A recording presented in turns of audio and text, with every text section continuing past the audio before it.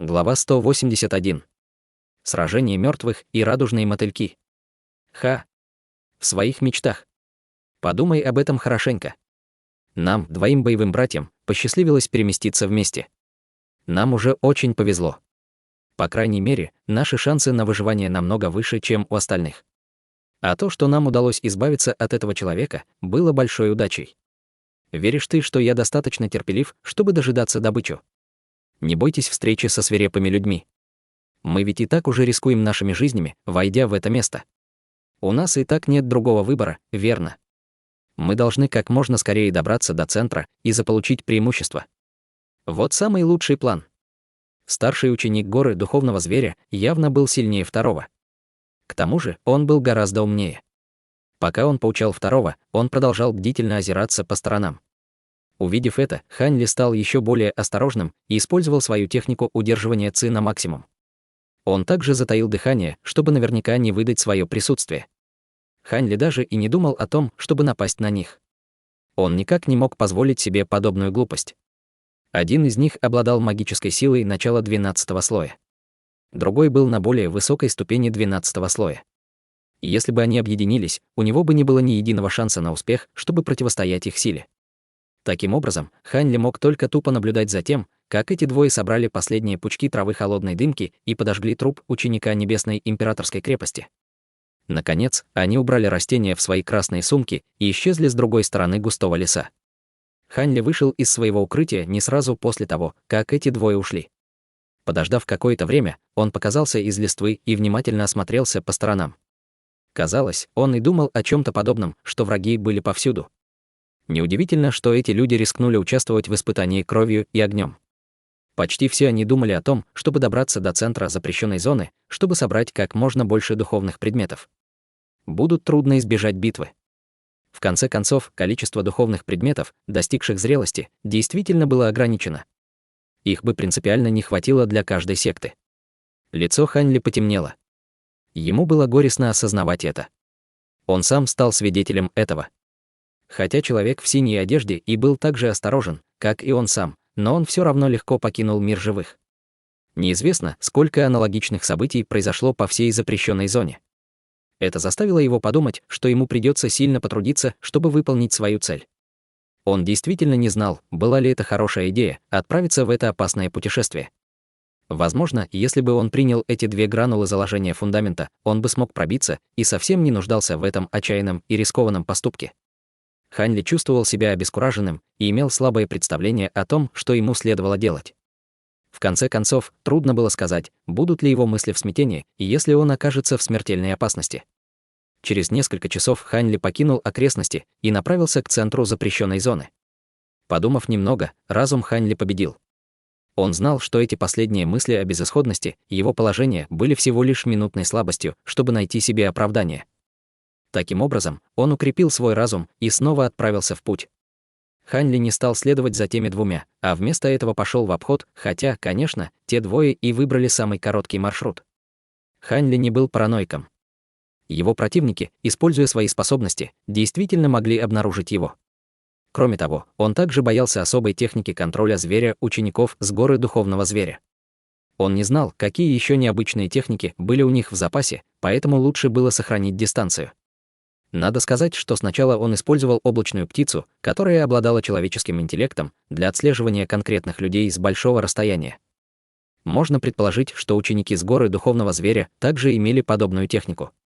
Их методы наверняка были еще более хитрыми и скрытными. В конце концов, они были культиваторами, как техники Цзянху могли сравниться с ними. Что касается облачной птицы, Хань Ли почувствовал некоторое сожаление. Когда он вошел в долину Желтого Клена, он, чтобы не привлекать к себе внимания, выпустил птицу в горный хребет Тайюэ, позволяя ей свободно передвигаться. В результате птица часто возвращалась к хозяину, чтобы получить свое любимое лакомство пилюлю желтого каштана. Однако спустя какое-то время она стала возвращаться все реже и реже. К тому времени, когда Хань Ли осознал свою ошибку, птица уже стала совершенно дикой и действительно улетела в какую-то далекую страну, и он больше ее не видел. Поэтому у Хань Ли было столько сожалений на этот счет, поскольку она бы была полезна в этом путешествии. Поэтому Хань Ли не мог быть точно уверен в том, что обходный маршрут позволит ему избежать опасных столкновений. После того, как два ученика с горы духовного зверя покинули пруд черного дракона, каждый из них выпустил радужного мотылька, чтобы осмотреть местность. Эти прекрасные летающие насекомые сразу же разлетелись по всем направлениям, по площади в 100 чжан. Затем цвет их тела стал подстраиваться под окружающую среду. Цвет их тела настолько хорошо сливался с окружающим, что их довольно трудно было заметить, не присматриваясь. Кроме того, даже если бы кто-то и обнаружил этих мотыльков, они, скорее всего, решили, что эти мотыльки обитают в запрещенной зоне и даже не заподозрили их. Таким образом, эти разноцветные мотыльки стали природными часовыми для тех двоих учеников. Если кто-то попадал в их поле зрения, они сразу же предупреждали своих хозяев и позволяли им заранее спланировать ответ. Множество насекомых словно сформировали живую сеть сигнализации. В качестве сигнала тревоги, можно сказать, они были безупречными. Эта техника была известна только ученикам духовного зверя. Хотя ученики из этой секты знали о ней, они бы все равно не смогли обойти ее и напасть на них незамеченными. На самом деле, решение Хань Ли у пруда черного дракона можно считать абсолютной удачей. Эти двое с горы духовного зверя выпустили мотыльков только после ухода с пруда черного дракона. В противном случае, они бы непременно знали о присутствии Хань Ли. И дело было не в том, что они были небрежны или осторожны. Мотыльки боялись холода. Если температура была слишком низкой, они просто замерзли и погибли один за другим. Этим ученикам было бы по-настоящему обидно из-за этого. Вода в пруду черного дракона была действительно странной и холодной. Вся земля рядом с прудом была покрыта инеем и напоминала зиму. В таких условиях разве они могли отважиться выпустить своих радужных мотыльков, чтобы наблюдать за тем, как они умирают? Хань Ли не знал, что ему почти чудом удалось избежать бедствия. Сейчас он стоял на утёсе в оцепенении, глядя на два несчастных трупа под ногами. Один из трупов был в черной одежде и был высокого роста с большими ладонями. На его шее красовалась тонкая темно-красная полоса крови. В его открытых глазах застыла неготовность умирать. Казалось, он совсем не собирался умирать. Он был похож на ученика секты гигантского меча. Труп другого человека был среднего роста, и он был сильно искалечен. Однако у него не было лица. Из его головы торчал огромный меч, которым он был приколот к земле, пока еще был жив, заставляя мозги и кровь вытекать по земле. Однако, вокруг безымянного пальца правой руки была намотана странная нить. Ее слабое мерцание можно было разглядеть благодаря солнечному свету. Хань Ли внимательно осматривал труп ученика гигантского меча. Затем он внезапно приподнял труп кончиком ноги и присмотрелся к красной линии на шее, слегка пнув голову. В результате его голова откатилась в сторону. Для этого не требовалось много сил. Этот человек уже давно расколот надвое. Хань Ли вздохнул и посмотрел на другой труп. Хотя у него и не было лица, он узнал его, поскольку он тоже был одет в желтые одежды, похожие на его собственные. Не нужно было более сильных доказательств. Однако он не знал, кому именно из учеников долины Желтого Клена принадлежал этот труп. Он понял, что эти двое погибли, убивая друг друга. Хань Ли поднял голову и, не двигаясь, посмотрел на вершину скалы. Хотя он уже сделал вывод о причине их смерти, он мысленно представлял, что между ними произошло. Судя по всему, ученик секты гигантского меча должен был превосходить по силе боевого брата Хань Ли. Труп, одетого в желтую одежду, был сильно изуродован и изрезан множеством ран. Выражение лица одетого в черный ученика многое объясняло. Хотя старший боевой брат из его секты был в невыгодном положении, было ясно, что этот человек любил устраивать западню. Единственный магический инструмент, который он использовал, была прозрачная нить. Он определенно воспользовался невнимательностью своего врага и собирался победить. В самый последний момент он использовал этот предмет, чтобы начать атаку со спины, отрубив голову ученика из секты гигантского меча. Однако он явно не ожидал, что у ученика в черном хватит сил в последний момент, чтобы нанести последний удар перед смертью. Неизвестно, действительно ли ученик долины Желтого Клена был слишком ранен, чтобы избежать удара, или если он совершил ошибку на грани победы, но, в конце концов, его пронзили насквозь, что привело к битве без победителя.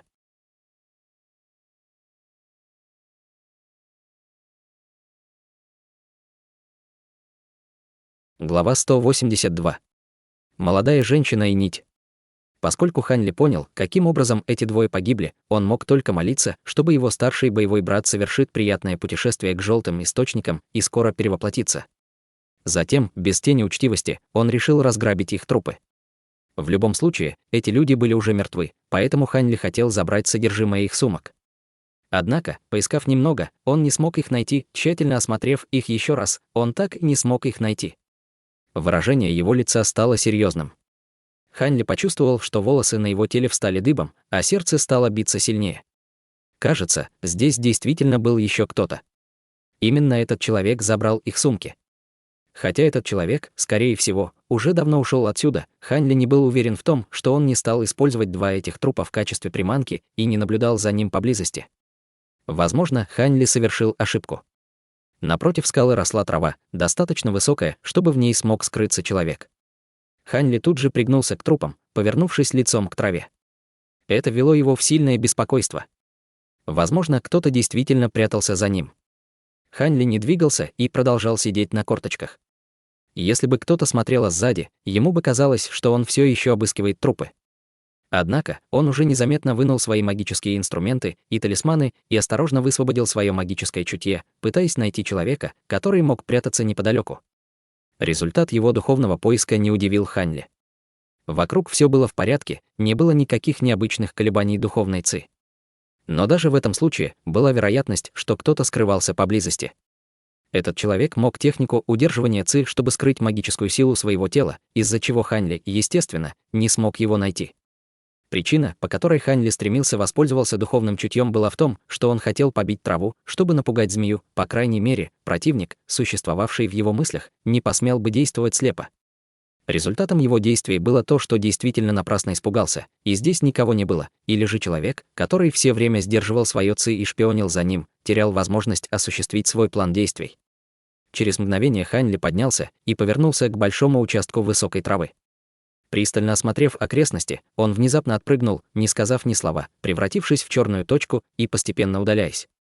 Когда фигура Хань Ли полностью исчезла, в траве раздался шорох. Внезапно оттуда появилась высокая, стройная девушка в белой одежде. Она была молодой девочкой, лет 15-16.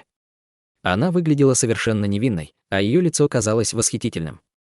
Трудно было поверить в то, что в месте, где жизнь сталкивается со смертью, появился такой магический заклинатель. Судя по одежде, она была из секты маскирующейся луны. Девушка посмотрела в направлении, в котором исчез Хань Ли, и улыбнулась.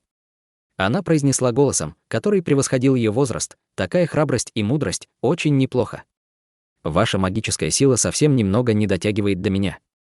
У вас большой потенциал, который вы сами еще в себе не раскрыли. Если бы не он, вам вряд ли бы удалось выжить. Однако, техника, которую вы использовали для побега, похожа на цингун из мира смертных. Хотя она совсем не слабая и довольно интересная». Девушка слегка подняла подбородок, в выражении ее лица можно было увидеть интерес. Если бы Хань Ли услышал эти слова, он бы был просто в ужасе от страха. Ее слова слишком точно описывали произошедшее. Всего в нескольких словах она могла указать на сильные и слабые стороны, как если бы она понимала своего противника лучше, чем саму себя. «Пока что я отпускаю вас. Я по-прежнему занята другими делами. Но в следующий раз, когда я увижу вас, юноша, я не отпущу вас так просто», — нехотя произнесла она, слегка сморщив нос. Словно Хань Ли был ее только приобретенной игрушкой.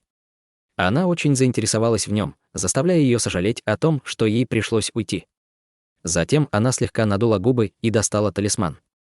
Взмахнув рукой, ее окутало ослепительным зеленым светом, и она исчезла.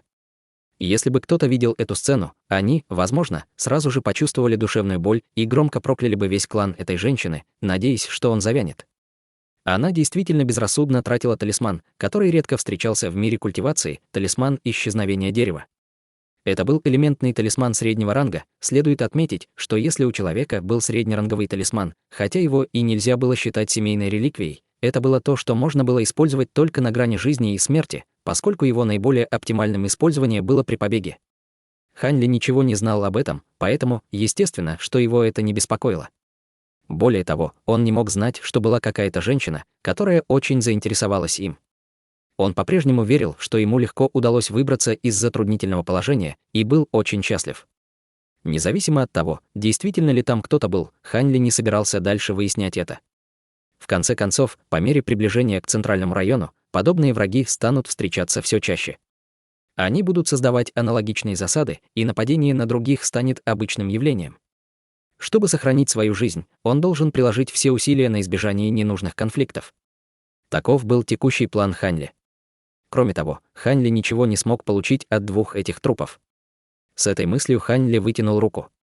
В его руке была прозрачная нитка. Уходя, он случайно прихватил с собой этот предмет. Это был нитевидный магический инструмент, использовавшийся для убийства ученика гигантского меча. Хань Ли добавил немного магической силы в магический инструмент, который постепенно начал выпрямляться. В конце концов, он неожиданно стал совершенно прямой нитью более 10 чжан в длину. Хань Ли мог спокойно контролировать ее, он сразу же понял, что это действительно полезная вещь для использования, опробовав ее, он действительно подумал, что это идеальное оружие для засады. Благодаря ее невидимым свойствам и резким, убийственным порезам Хань Ли мог уверенно обезглавить своих оппонентов, даже не зная их. Он действительно не знал, какой материал был использован для улучшения этого предмета. Если его можно было сделать еще длиннее, то цены бы ей просто не было, Хань Ли все больше воодушевлялся.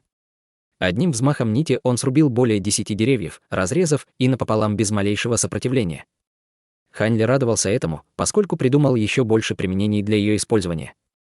Хань Ли не знал, что в это время, недалеко от центра запрещенной зоны, лицом к лицу сражались ученики дока трансформации сабли и секты абсолютной пустоты.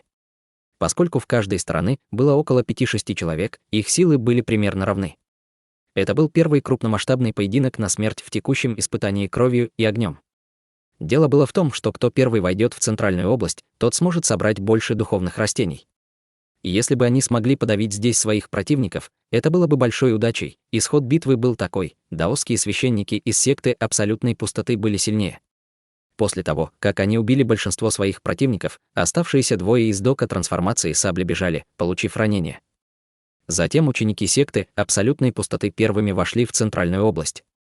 В центральной части было не только множество магических духовных растений, причудливых плодов и других духовных предметов неба и земли, но там также были бы и сильные демонические звери первого ранга, которые охраняли эти предметы. Они были достаточно сильными, чтобы сравниться с учениками стадии заложения фундамента. Каждый раз, когда демонический зверь был убит, а духовное растение собирали, на его месте вырастало новое растение, и демонический зверь появлялся снова, хотя это не обязательно был тот же самый демонический зверь. Это постоянно доставляло проблемы экспертам. Неужели демонические звери спонтанно рождались из духовной ци неба и земли? Это было совершенно за пределами их понимания. Согласно их сведениям, живые дикие звери трансформировались в демонических зверей. После поглощения солнечной и лунной эссенции в течение многих лет они могли время от времени эволюционировать в демонического зверя. Вероятность эволюции животных совершенно не была похожа эволюции культиваторов среди людей. У животных было намного больше шансов. Кроме того, вот уже в течение многих лет ученики секты могли собирать духовные растения только на окраинах центральной части.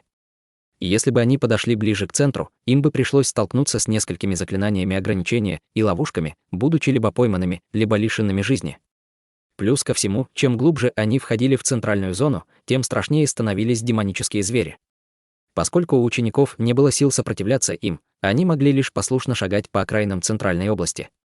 Независимо, кто первым бы вошел в центральную зону, ученики ли секты абсолютной пустоты, или кто-то другой, они все равно не смогли бы полностью воспользоваться преимуществами и собирать там духовные растения. В этот момент Хань Ли столкнулся с огромным кризисом в его путешествии в запрещенную зону. Узкая дорога была заблокирована с двух сторон. С одной — учеником Небесной Императорской крепости, с другой — ученик с горы Духовного Зверя. Хань Ли узнал ученика с горы Духовного Зверя. Это был тот самый бородатый мужчина, который поглядывал на него раньше. На лице у него было выражение «тебе конец».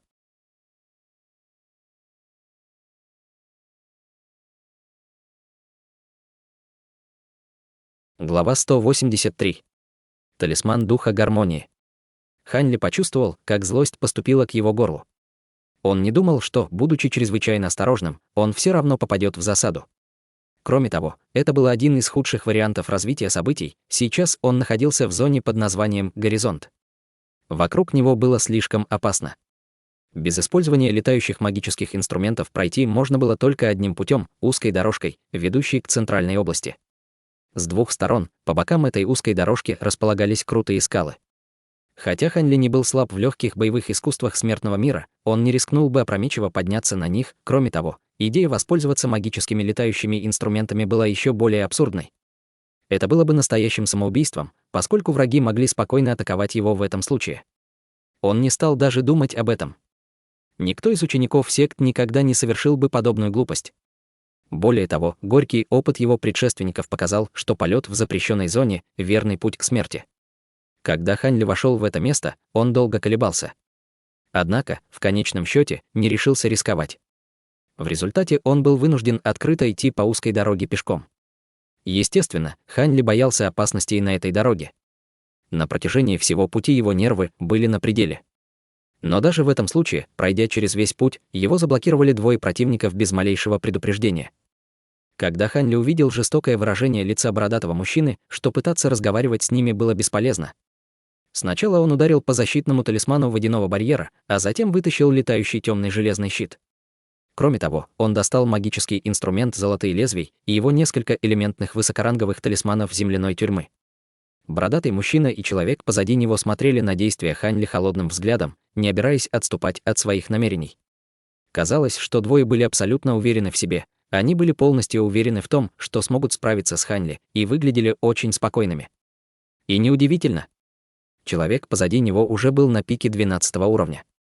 Кроме того, сам бородач уже был на 13 уровне. Столкнувшись с 11 уровнем Хань Ли, они, естественно, чувствовали, что это сущие пустяки. При виде этого Хань Ли облизнул пересохшие губы и ухмыльнулся про себя. Поскольку его оппоненты были настолько небрежны, он, естественно, воспользовался этой возможностью. Таким образом, оставаясь совершенно спокойным, Хань Ли повернулся лицом в сторону, как если бы его враги были справа и слева от него, собираясь вонзиться ему в спину слова рога дикого животного.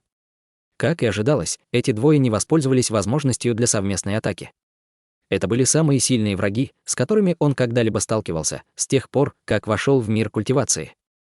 Несмотря на это, Хань Ли не боялся их. Хотя он делал все возможное, чтобы избежать сражений с другими совсем не потому, что был не уверен в себе. Хотя магические силы Хань Ли были слабее, чем у его противников, и в сражения на истощение были ему невыгодны, его высокоранговых инструментов и талисмана сокровища, которыми он обладал, было достаточно, чтобы восполнить этот недостаток. Кроме того, если бы этот план не сработал, он мог достать гранулу небесной молнии и уничтожить их. Разве это было не слишком просто? Однако, естественно, что он не хотел использовать этот свой козырь. Все же Хань Ли немного сомневался. Почему бы бородач и ученик Небесной Императорской крепости не стали сражаться друг с другом, а вместо этого объединились? Если бы они были учениками из одной секты, в это бы не было ничего странного. Но эти двое явно были не из одной секты. А мужества у вас достаточно, как я погляжу. Снаружи запрещенной зоны у вас хватило смелости смеяться надо мной и флиртовать с ней. Теперь я возьму вашу жизнь в качестве извинений. Злобно сказал бородач. Затем он повернулся к ученику Небесной Императорской крепости и сказал: «Брат Янь, я хочу свести счеты с этим человеком, так что предоставьте это мне. Я хочу доказать ему, что никто не смеет быть безрассудным в мире культивации. Прежде чем вы осмелитесь оскорбить кого-то в своей следующей жизни, вспомните это, прежде чем что-то сказать».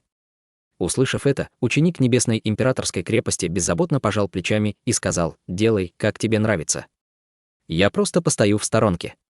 Однако, не будь таким, как в прошлый раз, и прикончи его. Иначе ты будешь обязан мне жизнь». Ха-ха, да, тогда все чуть не обернулось полной катастрофой.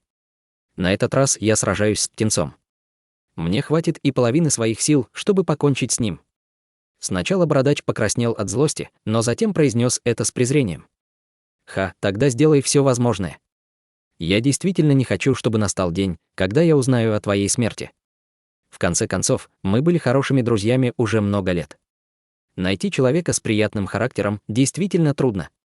Ученик Небесной Императорской крепости покачал головой. Казалось, высокомерие этого бородача доставляло ему головную боль, хотя он и не верил, что соперник перед ним представлял хоть какую-то угрозу его старому другу. Однако он все равно собирался внимательно следить за ними со стороны. Хань Ли не пропустил мимо ушей ни одного слова из их диалога.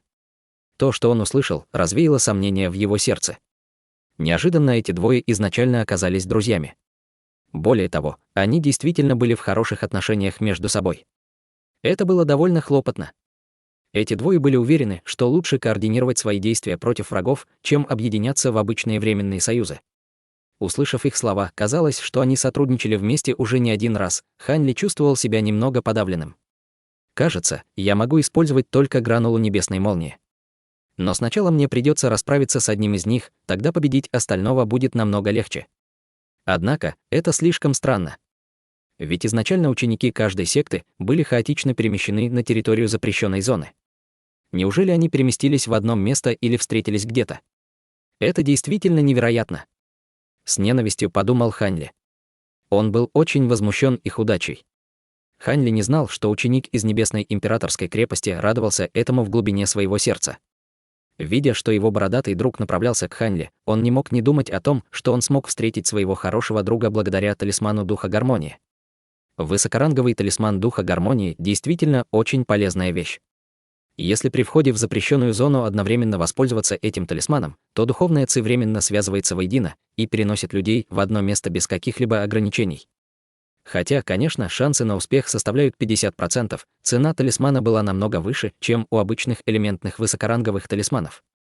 Но в конце концов, мы смогли дождаться на этом месте нескольких учеников и успешно заманить их в ловушку. Мы собрали большой урожай. Кроме того, я и Янь совсем не глупцы. Разве мы бы стали платить такую высокую цену за талисман, если бы не собирались пойти в запрещенную зону для того, чтобы открыто убивать и грабить людей, которые жаждут заполучить духовные растения? Естественно, что мы сможем собрать большой урожай без каких-либо последствий. Я убежден, что пока нас двое и пока нам не встретятся свирепые противники, мы осуществим нашу цель столь же легко, как забрать конфету у младенца.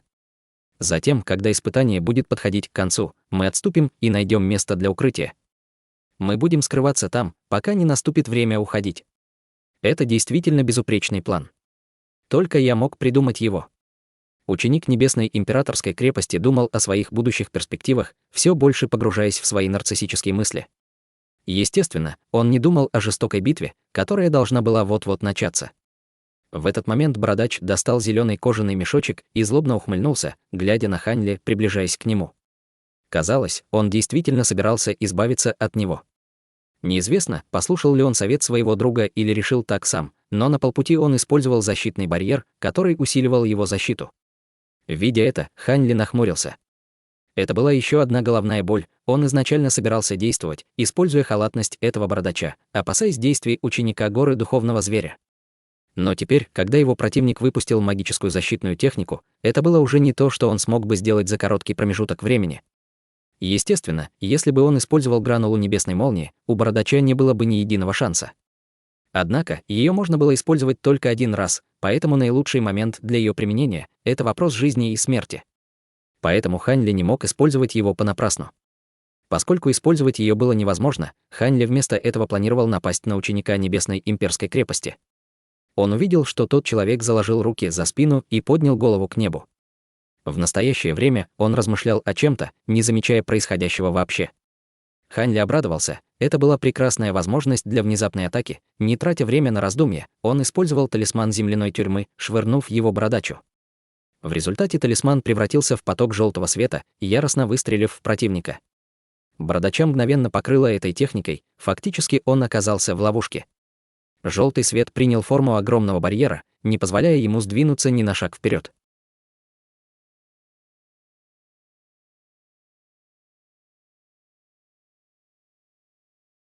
Глава 184. Сила золотого света. Хотя бородач и видел, что Ханли держал руку на талисмане, он по-прежнему не воспринимал его всерьез. Поскольку он использовал элементный древесный защитный барьер, который имел пугающую оборонительную силу, благодаря чему он мог игнорировать обычные атаки, он не беспокоился ни о чем. Кроме того, видя, что его противник был новичком, который был всего лишь на 11 уровне, он не верил, что его талисман мог обладать большой силой. В лучшем случае, это был бы элементный талисман среднего уровня. Вместо этого он продолжал приближаться к Ханли, открыв свою сумку, словно собираясь достать что-то оттуда. Однако, когда он внезапно не смог сдвинуться с места из-за желтого светового барьера, в котором он узнал технику земляной тюрьмы, его лицо помрачнело. Бородач осознал, что для него ситуация изменилась в худшую сторону. В это время из его сумки выскочила странная темно-зеленая змея с парой пурпурных крыльев. Как только она появилась, издав несколько странных криков, змея начала злобно атаковать желтый барьер, заставляя барьер непрерывно трепетать, ее сила была немаленькой. Видя это, бородач воспарил духом. Он достал еще одну сумку, чтобы высвободить еще одного духовного зверя, надеясь таким образовать вырваться их этого барьера. Он был уверен, что легко сможет сбежать оттуда за короткий промежуток времени, он уже представлял, как будет вытаскивать ребра своего противника одно за другим, чтобы утолить ненависть в своем сердце. Хань Ли даже не обращал внимания на него, одним быстрым движением он бросился к человеку из Небесной Императорской крепости. Его движения были настолько быстрыми, и на протяжении всего пути он, казалось, словно он исчез из поля зрения, оставляя позади себя ряд фантомов. В то же время Хань Ли аккуратно похлопал по сумке на талии. Изначально он достал инструмент «Золотые кинжалы», но внезапно он поменял его на другой, столь же маленький магический инструмент, который он крепко сжал в руке. В это время человек из Небесной Императорской крепости, наконец, очнулся от своих мыслей, внезапно увидев, как перед ним разворачивается странная сцена. Выражение его лица резко изменилось. Он поспешно отпрыгнул назад и щелкнул ладонью, чтобы появился его талисман. Между тем Хань Ли оставалось до него по меньшей мере около 8-9 чжан. Мужчина расслабился, решив, что у него достаточно времени на то, чтобы использовать талисман. Однако, прежде чем он смог использовать свою духовную силу для активации талисмана, он был ошеломлен, увидев, что приближающийся Хань Ли вдруг загадочно улыбнулся ему. Затем Хань Ли слегка помахала ему рукой. Это было похоже на приветствие двух старых друзей. В то же время он почувствовал легкий зуд на шее, как будто его укусил москит.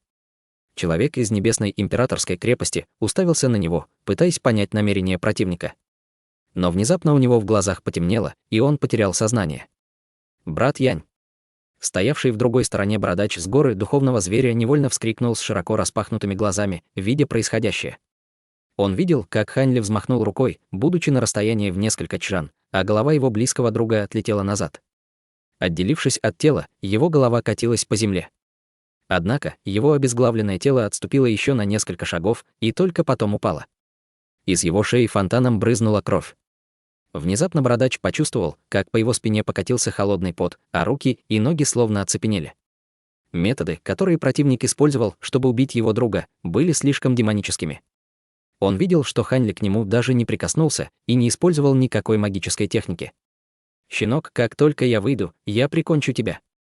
Хотя он чувствовал, как у него на лбу выступили капли холодного пота, и он был наполнен горем из-за потери своего друга, бородач продолжал угрожать Хань Ли, укрепляя свое мужество. Однако на самом деле он уже решил, что как только вырвется из барьера, он немедленно убежит, чтобы выждать время. В конце концов, месть — это блюдо, которое подают холодным, мальчик перед ним был слишком странным. У него был не только высокоранговый талисман земляной тюрьмы, но он также мог убивать людей невидимым оружием, что делало его действительно проблемным противником.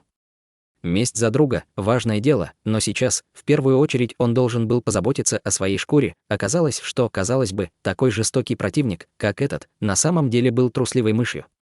Все, что он мог, это издеваться над слабыми, убегая от сильных. Большинство людей были бы удивлены этим. Конечно, Хань Ли не имел возможности узнать мысли своего противника, он видел только то, что противник выпустил еще одну змею, которая вместе с предыдущей жестоко атаковали защитный барьер. Бородач также вытащил пару железных магических инструментов, похожих на жезл, чтобы помочь двум животным разрушить барьер. В результате барьер стал постоянно сиять желтым светом. Кажется, техника земляной тюрьмы вот-вот потеряет свою силу. Как только Хань Ли понял это, он одним движением вытащил талисман сокровища золотого света, поднес к своим глазам и стал пристально всматриваться в него, чтобы активировать его. Если бы он использовал какой-либо другой обычный магический инструмент, ему пришлось бы нелегко. В конце концов, его противник был экспертом 13 уровня. Если ему не удастся убить его с одного удара, то ему грозят большие неприятности, если его противник сбежит. До сих пор он ужасом вспомнил ту изнурительную битву со старшим боевым братом Лу. А он был только на 12 уровне, однако он не ожидал, что на самом деле сможет использовать прозрачную нить, чтобы прикончить своего противника на 12 уровне. Тем не менее, бородатый мужчина был уже начеку, и теперь его было не победить так просто. Находясь под воздействием техники земляной тюрьмы, он заметил странные движения талисмана в руках Хань Ли. Бородач тут же почувствовал, как его сердце ушло в пятки. Он еще крепче сжал пару черных железных жезлов. Но желтый барьер техники земляной тюрьмы был очень силен. Хотя барьер уже немного изменил свою форму и готов был вот-вот треснуть, он по-прежнему сохранял свою целостность. Видя это, бородач так рассердился, что его вырвало кровью. В это время он внезапно почувствовал, что в направлении Хань Ли вращается какая-то невероятная магическая сила. Он ничего не мог поделать, кроме как повернуть свое тело и посмотреть в его сторону. Он видел, что рука Ханьли излучала яркий золотой свет, в то время как сверкающий золотой прямоугольный предмет медленно поднимался вверх, плавая в воздухе. Талисман сокровища. Выражение бородатого мужчины резко изменилось, и он закричал от ужаса. Он понял природу золотого света. Однако он не знал, что лицо Ханьли в этот момент также было смертельно бледным от тревоги. Плавающий объект яростно впитал всю его внутреннюю магическую силу до последней капли. Казалось, что он бы высосал его досуха. Ханьли страдал, проклиная этот магазин, который продал ему этот предмет. Разве это талисман сокровища? Это явно пиявка, которая хочет меня убить. Однако, когда треть его магической силы была высосана, талисман сокровища, наконец, остановился. Ханьли снова вернул контроль над ним. В этот момент Ханьли не колебался ни секунды и мгновенно направил талисман сокровища золотого света в направлении врага. Он летел прямо к бородачу, который все еще был в ловушке барьера. Его лицо побледнело от испуга. Золотой свет увеличился в объеме, и в мгновение окон стал размером с комнату. Духовная ци вращалась вокруг него и излучала золотой свет во всех направлениях. Когда он достиг лба бородатого человека, золотой кирпич был уже размером с маленькую гору, которая обрушилась на него с грохотом. Бдыщ! Ах! За грохотом последовал истошный крик человека. Казалось, он сотряс всю землю. Ханьли был удивлен произошедшему и очень счастлив, хотя выражение его лица было несколько странным. Неужели так легко можно было убить человека на 13-м уровне? Ханьли имел на этот счет некоторые сомнения. Как только он поманил талисман к себе, тот немедленно трансформировался в свой изначальный размер и вернулся обратно в руку Ханьли. На том месте, куда обрушился талисман, образовался огромный кратер, почти в 10 чжан в ширину и в 1 чжан в глубину. Бородача и его духовных зверей было невозможно отличить от груды грязи. Он действительно убил его. Ханьли был в растерянности. Казалось, у него не было ни единого шанса, чтобы сопротивляться такому удару. Неужели этот бородач был настолько слаб или этот талисман был настолько сильным? Ханьли не мог понять этого. Однако после создания такого громкого шума было уже небезопасно оставаться здесь, однако он быстро пришел в себя. Уничтожив этих двоих, он прихватил с собой их сумки, покинув территорию горизонта. Продолжая идти, он увидел впереди большой лес, который, кстати, также был идеальным местом для засады и убийства людей. Возможно, после того, как он войдет в лес, его будет ждать еще одно жестокое сражение. Таким образом, прежде чем войти туда, он решил найти место, чтобы немного отдохнуть и восстановить свою магическую силу для собственной защиты.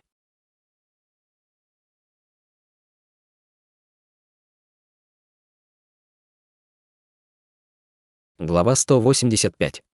Сильные. Пока Ханьли был снаружи леса, он обнаружил большое, плотное дерево. Запрыгнув на него, чтобы восстановить силы, он увидел, что вся запрещенная зона достигла первого кульминационного момента в процессе испытания кровью и огнем. Некоторые сильные личности раскрыли свою истинную сущность и убивали слабых одного за другим. Чем ближе они находились к центральной области, тем чаще и ожесточеннее становились массовые убийства. Конечно, эксперты, чьи силы были равны, также время от времени сталкивались друг с другом. Однако, им было достаточно одного взгляда, чтобы понять силу друг друга. Но сейчас еще не настало время для их битвы. Если рассматривать всех учеников из различных сект, кто был в запрещенной зоне, то большинство из них можно было разделить на 3 типа людей. Первыми были те, кто был чрезвычайно слаб, люди, чей уровень культивации был только 11 или даже 10 уровне. У каждого из них была своя причина для того, чтобы войти в эту запрещенную зону. Кого-то заставили пойти сюда против их воли, кто-то просто надеялся на удачу, что сможет воспользоваться кризисной ситуацией ради своей выгоды. Независимо от причины, все они были вовлечены в кровавое побоище, и каждому была предназначена только одна роль — роль убитого. Часто, уже после первого дня в этой запрещенной зоне, за исключением нескольких людей, которые обладали самыми хитроумными и специфическими техниками защиты, большинство слабаков уже были убиты. Конечно, были и такие люди, как Ханьли, которые рассчитывали на уникальные сокровища и остроту ума, но они были исключением. Второй тип были люди, вроде того бородатого мужчины. Хотя их магическая сила была достаточно высокой, а величина их самолюбия была огромной, они знали, что им было не под силу заполучить духовный предмет.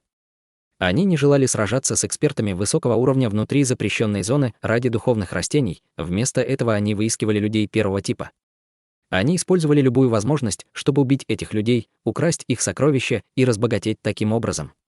В течение первых 2 дней испытания было много таких людей, но на 3-й день они ушли на дно, не желая больше вступать в сражение. Это можно было объяснить тем, что они четко осознавали, что на 3-й день уже начинались сражения среди экспертов высокого уровня. Если бы эти люди со средней силой столкнулись с таким экспертом, то это бы однозначно была дорога к смерти. Конечно, были и те немногие, кто был высокомерен настолько, что обвинил их в том, что они не участвуют в борьбе за духовные лекарства. Но тело этих смельчаков никто никогда не найдет. Однако большинство людей ухватилось за эту возможность и быстро скрылось из виду. Это был самый распространенный тип людей в испытании кровью и огнем. И наоборот, самые сильные люди трагически погибали один за другим, словно это была какая-то шутка. Таким образом, последний тип людей стал наименее распространенным. Эти люди находились на вершине пирамиды и действительно принадлежали к элите среди учеников различных сект, которые вошли в запрещенную зону. Их секты возлагали на них большие надежды, в то время как остальные ученики были всего лишь пушечным мясом, которые были использованы сектой для достижения своих целей. Эта группа настоящей элитой, их магическая сила очень высокой, плюс ко всему они обладали магическими инструментами с удивительной силой. У них была только одна цель — убить всех учеников из других сект и собрать достаточно духовных растений. Первая ступень на старте заключалась в их взаимном безмолвном понимании, чтобы сначала нужно избавиться от мусора и всех тех, кто был только ради того, чтобы воспользоваться ситуацией. Это было сделано для того, чтобы эти люди не путались под ногами. Кроме того, известие о том, что кто-то был на шаг впереди них до центрального района, не вызывало у них паники. Войти в центральный район было достаточно легко, но вот выйти оттуда, собрав растения и сохранив свою жизнь, было невероятно сложно, резня нарастала, но Хань Ли все еще находился за пределами центральной зоны и восстанавливался. Тем не менее, другим более слабым людям не так повезло, как Хань Ли. Они были вынуждены ввязаться в эту жестокую битву, отчаянно пытаясь защитить свою жизнь. Суэр из дока трансформации сабли был одним из этих людей. Его лицо побледнело, когда встретился взглядом со стоящим перед ним человеком, у которого выражение лица было полно жестокости. Этот человек был огромным и держал в руке гигантский серебряный меч. Именно этот человек, стоявший перед Суэр, уже убил 2 других учеников из дока трансформации сабли. Его гигантский серебряный меч был настолько прочным, что не имело значения, какое оружие и защитные доспехи использовались против него. Казалось, что они не смогут даже выдержать одно нападение и будут разрезаны на куски, словно листы бумаги. Однако, здесь были еще 2 ученика из той же секты, что и Суэр, и, видя, что ситуация была крайне тяжелой, они воспользовались возможностью ускользнуть, в то время, как он впал в замешательство. К сожалению, этот огромный человек, казалось, совсем не собирался отпускать его. Вместо этого он упорно преследовал его в течение нескольких десятков часов и, наконец, догнал его. Это заставило его полностью потерять надежду. «Если ты убьешь себя сам, я не трону твой труп», — холодно проговорил большой парень. Ты должен умереть». Суэр был в по-настоящему безвыходной ситуации. Он знал, что уже долго не проживет. Внезапно в нем загорелся боевой дух. Он достал 2 высокоранговых магических орудия и разом бросил их все. «Идиот!» Большой парень не спеша проговорил это. Затем он вынул свой огромный серебряный меч из-за спины и метнул им в воздух. 2 магических инструмента были разрублены без особых усилий. Этим же движением Суэр также был разрублен напополам. Покончив с ним, большой парень даже не потрудился взглянуть на труп Суэр. Вместо этого он повернулся и просто ушел, не думая о том, чтобы поживиться в его сумке. Для него единственным магическим инструментом, в котором он нуждался, был огромный серебряный меч. Любой другой магический инструмент или драгоценный предмет только отвлекали бы его и были бы большим препятствием на пути его культивации. В это же самое время, у небольшого ручья, расположенного недалеко от центральной области, женщина-ученица секты маскирующейся луны контролировала магический инструмент, похожий на шарф, пропитанный потом. В настоящее время она отчаянно сражалась от нападения 2 красных блестящих кинжалов. Но, казалось, она уже была на пределе. Разве старший боевой брат, владеющий кинжалами, не может позволить младшей боевой сестре уйти? «Я готова послужить вам сегодня своим телом». Поскольку эта женщина была у двери смерти, и ей уже не было стыдно, поэтому она использовала то, что была женщиной, и пыталась соблазнить его. Вдруг получится. Однако, основываясь на их схватке и его тактике, она не могла быть в этом уверена. «Хорошо, тогда уберите свои магические инструменты, и я соглашусь», — ответил парень, в возрасте 18 или 19 лет, в одежде земляного цвета. Он был очень симпатичным, розовощёким, белозубым, одним словом, настоящий красавец. Сказав это, он остановил в воздухе два своих кинжала и слегка улыбнулся женщине. Женщина из секты маскирующейся луны была в восторге от этого и поспешно подмигнула ему. Затем она медленно опустила шарф и выпрямила спину, как будто собиралась что-то сказать. К несчастью, прежде чем она успела раскрыть губы, выражение лица этого красивого мужчины внезапно изменилось. Он яростно взмахнул пальцем, и его кинжалы метнулись в женщину. Она тут же упала на землю, и свежая кровь начала течь по земле из ее тела. «Шлюха! Ты думаешь, что раз я молод и неопытен, то ты сможешь легко соблазнить меня, Хань Тяня?» Его лицо выражало отвращение. Затем он вытащил из-за пазухи приятно пахнущий носовой платок и вытер им пыль с лица. Его движения были настолько мягкими и изящными, как если бы он был незамужней дочерью благородного дома. «Я должен поспешить. Возможно, кто-то развлекается без меня». Сказав это, мужчина небрежно выбросил платок, который он использовал, чтобы вытереть свое лицо. Глубоко в лесу лежал труп ученика с горы духовного зверя. Рядом стоял мужчина средних лет в желтой одежде. Он покачал головой и посмотрел в небо, бормоча что-то себе под нос. Позади него лежало несколько чрезвычайно свирепых зверей, которые не двигались и не дышали. На вершине лысой горы стоял человек с уродливым лицом, одетый в зеленую мантию, который контролировал огромный рой огромных пчел, осаждавший нескольких людей, одетых как даосисты. Точно так же убивали слабых по всей территории запрещенной зоны. Несмотря на то, что Хань Ли не видел всего этого, он мог слабо ощущал кровавый аромат, дрейфующий в воздухе. Однако у него не было времени разобраться во всем этом. Вместо этого он неподвижно сидел на верхушке дерева, медитируя и постепенно восстанавливая магическую силу в своем теле. Время шло быстро. В запрещенной зоне прошла уже большая половина ночи. Хань Ли был удивлен тем, что здесь ночью было так же светло, как и днем. Хотя небо всегда оставалось пасмурным, поэтому некоторых людей это выбивало из колеи. Когда Хань Ли восстановил достаточно своей магической силы в глубине своего сердца, он обрадовался. Однако, внезапно издалека послышался шорох шагов, которые медленно приближались. Будто кто-то бежал к дереву, на котором он медитировал.